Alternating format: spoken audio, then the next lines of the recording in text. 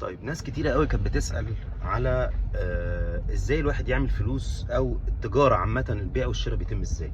انا هقول لكم من واقع خبرتي المتواضعة في عالم المبيعات. انا بشتغل في المبيعات من سنة 2010 وبشتغل في قطاعات مختلفة. اشتغلت في قطاع خدمي واشتغلت في قطاع الأغذية او المنتجات الغذائية وسريعة الدوران، جواها كل حاجة بقى، مشروبات غازية ومنظفات وزيوت وسمنة وغيره وغيره وغيره، واخيرا الادوية. بس الادويه طبيعتها مختلفه شويه. هقول لكم خلاصه الخبره مش بتاعتي انا حاولت ان انا اشتغل في التجاره دي، تجاره المنتجات الغذائيه، ولم يوفقني الحظ قوي لاسباب او لاخرى، يعني ممكن نقول 50 50.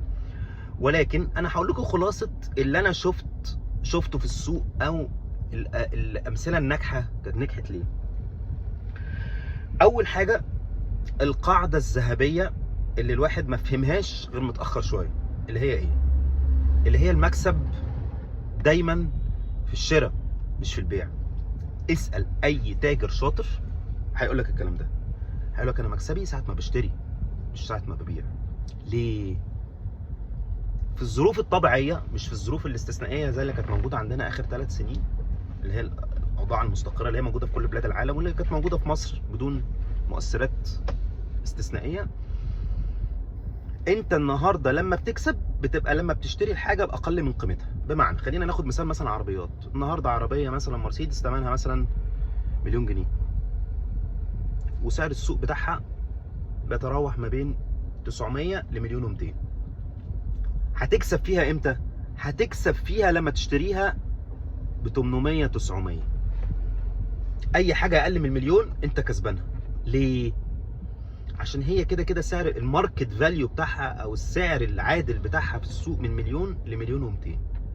فانت وانس او اول ما بتشتريها باقل من سعرها العادل انت كسبت كل الفرق ده. عشان كده انا بقول ايه، انت لما هتشتريها ب 900 انت كده حققت ربح فوري 10%. هي دي الربحيه.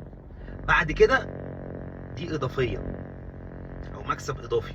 المكسب الاساسي اللي انت عملته هو انك عرفت تتفاوض وعرفت تفاصل في سعرها وعرفت تشتريها باقل من قيمتها العادله. الكلام ده ينطبق على كل المنتجات اللي في العالم.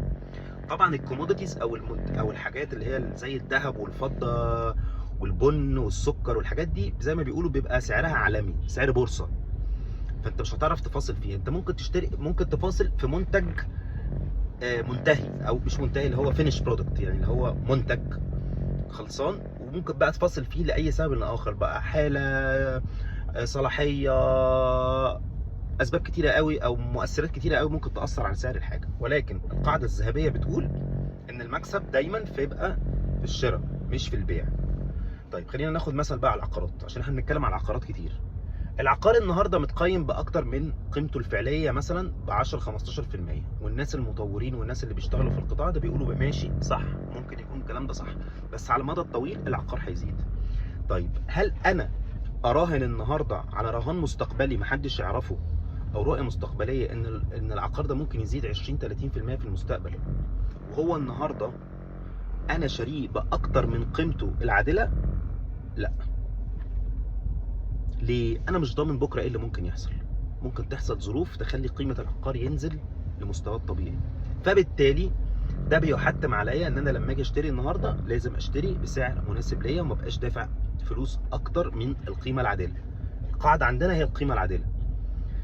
لو ما عرفتش اشتري باقل من القيمه العادله يبقى على الاقل اشتري بالقيمه العادله. طب النهارده باعترافهم هم شخصيا هم فوق القيمه العادله، بس هم لاسباب او لاخرى مش عارفين ينزلوا في السعر، فانا اروح اشتري عقار؟ الاجابه لا.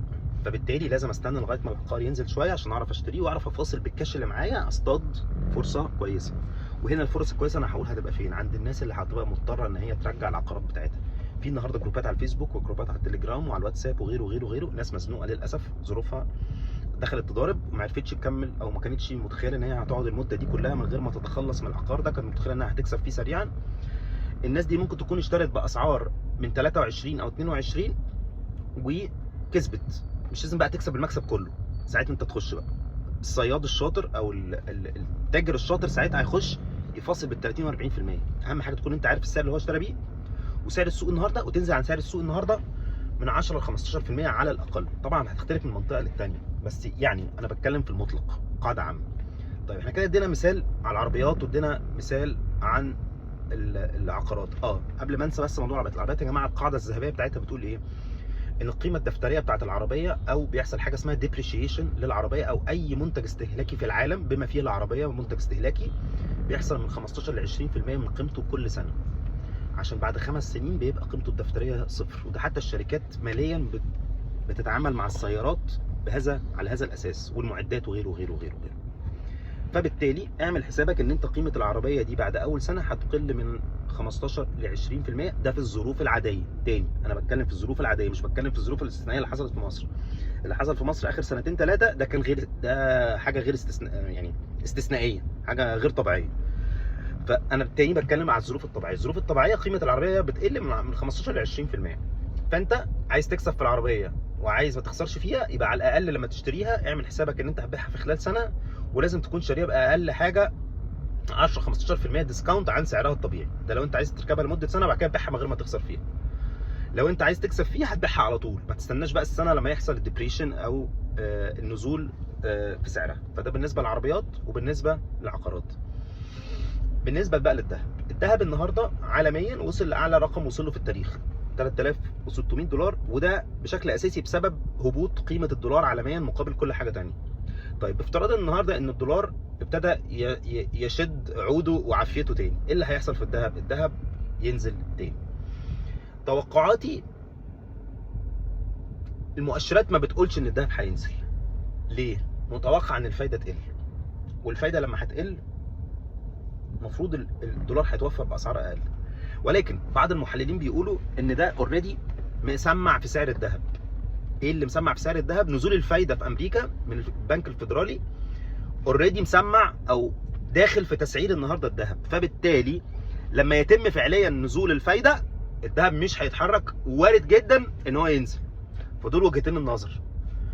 انا اميل لوجهه النظر الثانيه اللي بتقول ان الذهب هينزل. ليه؟ الذهب النهارده في رالي زي ما بيقولوا، بقاله سنه ونص طالع من حوالي 2400 2500 لحوالي 3600، فطالع تقريبا 40 50% في اخر كام شهر. هل هيكمل على كده؟ اشك. ليه؟ لازم يحصل، حتى لو هيكمل اتجاهه الصاعد، وده برضه من خبرتي المتواضعه، لازم يحصل كوركشن ديب وبعد كده يرجع يطلع تاني.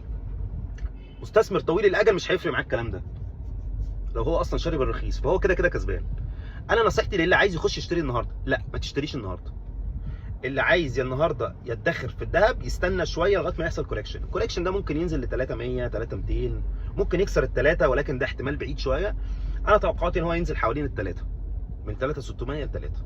ساعتها تقدر تشتري، وما تشتريش بكل فلوسك، تشتري بجزء من فلوسك. التجار يبيعوا النهارده، ده رايي المتواضع. ليه؟ عشان لو هو تاجر شاطر هيعرف ان برضه في تصحيح احنا داخلين عليه، فوارد جدا ان الاسعار تنزل فيبيع في البيك ويرجع ينزل يشتري من تحت تاني. ولكن هو مش هيبطل بيع وشراء في الذهب، هو ده اللي انا بقوله. فدي نصايح النهارده للمهتمين بالتجاره عامه، ودينا امثله على الذهب وعلى العقارات وعلى العربيات. العربيات ده مش استثمار ولا تجاره، غير لو اشتريت باقل من القيمه السوقيه او القيمه العادله. العقار نفس الكلام، بيتضاف عليه كمان الريفينيو او العائد اللي ممكن يجي لك من الايجار بتاعه. عشان كده انا افضل شراء العقارات اللي سهل تاجيرها، سواء كانت سكنيه اداريه او تجاريه. واخر حاجه الذهب اللي هو النهارده في اعلى قمه ليه، وارد جدا ان هو ينزل. طب حد هيقول لي ايه البدايل؟ البدايل احتفظ بالفلوس كاش في حساب جاري او حساب توفير بيدر عائد يومي او عائد شهري او اذون خزانه 3 شهور 6 شهور لغايه ما اوضاع السوق تستقر. ساعتها تشوف انت هتعمل ايه. ممكن تنوع، ممكن تحط جزء وجزء في بورصه، ولكن الاحتفاظ بسيوله عاليه النهارده عشان الفرص اللي جايه هتبقى فرص حلوه. هي دي اللي هتخليك تعمل فلوس. لما الحاجه تنزل بال 20 وال 30% وتشتريها بالخصم ده اللي هو مقابل السوق السعر العادل اقل 20 30% من القيمه العادله، ساعتها هتكسب حلو قوي في خلال 2 3. هو ده اللي بيعمل الفلوس، الشراء مش البيع. انت كده كده هتبيع، ولكن الشراء بسعر الديسكاونت او بخصم هو ده فعلي اللي هيعمل ثروه بالنسبه لك. الحاجات التانية كلها هتحافظ على فلوسك، ولكن المخاطره انك تحتفظ النهارده بالكاش وتستنى واول ما يحصل النزول تشتري، هو ده الوقت المناسب، ساعتها هتعمل فلوس.